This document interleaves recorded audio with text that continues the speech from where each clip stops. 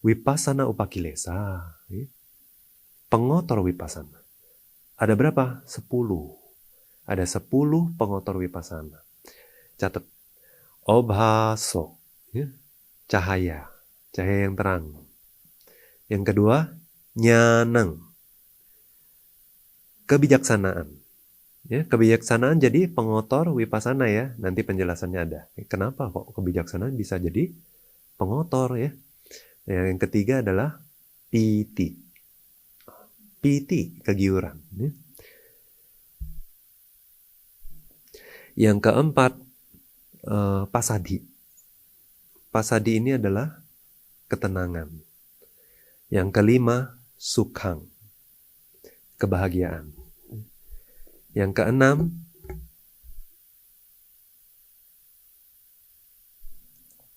adalah adimokha. Nah, adimokha di sini adalah dia apa ya? Penentu ya.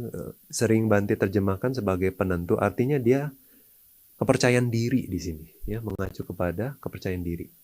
Confidence ya. Kemudian yang berikutnya pagaha. Pagaha ini usaha, wirya. Kemudian upadhanang. Ini sati, ya, perhatian penuh. Yang berikutnya upekha, keseimbangan batin ya, atau kenetralan batin. Yang terakhir adalah nikanti. Nah ini baru loba ya, kemelekatan halus. Jadi kalau kita lihat di antara 10 ini ya, nomor 1 sampai 9 itu sebetulnya bukan kotoran batin. Ya. Tapi yang ke-10 aja yang merupakan kotoran batin. Nah, sekarang kita sebelum bahas itu ya, kita ke sini dulu. Di sini dibilang ya, ini di tahap meditasi yang namanya level vipassana ya. Level waktu latih vipassana itu dia ada tahap ya, tahap demi tahap. Kita bilang pengetahuan vipassana atau kebijaksanaan vipassananya itu setahap demi setahap akan terbentuk. Nah ini di tahap yang kelima katanya ya. Namanya maga-maga nyanadasana wisudhi. Pemurnian akan penglihatan dan pengetahuan terhadap yang mana jalan dan bukan jalan. Ya. Maga dan amaga. Nah, jalan di sini mengacu kepada pencerahan. Jalan pencerahan. Nah, waktu 10 hal ini muncul di batin seorang meditator yang sedang berlatih vipassana, ya, bisa muncul ya 10 pengotor ini. Khususnya waktu vipassananya itu belum matang. Ya, masih tahap muda katanya. Ya.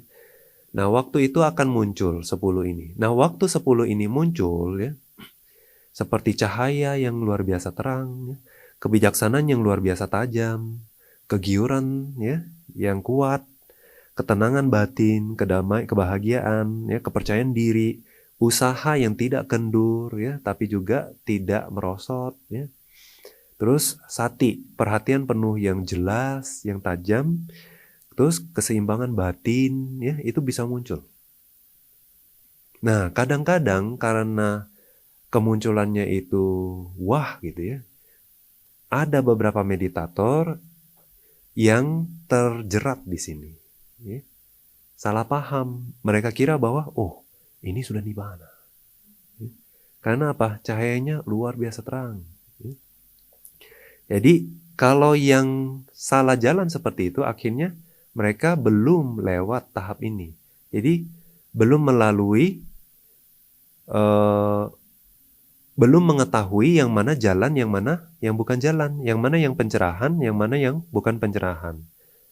Tapi kalau dia sudah bisa tahu bahwa oh meskipun semuanya itu luar biasa di tahap ini, tapi dia harus tetap merenungkan anicca dukkha anatta. Misalnya kalau dia lihat cahaya terang itu dia bisa meditasi 4 unsur di situ, nanti pecah juga, ya. Jadi klaster tadi materi. Nah, kalau udah pecah gitu, dia bisa renungin anicca dukkha anatta. Jadi dia nggak terjerembab di situ, ya, nggak terjerat di situ.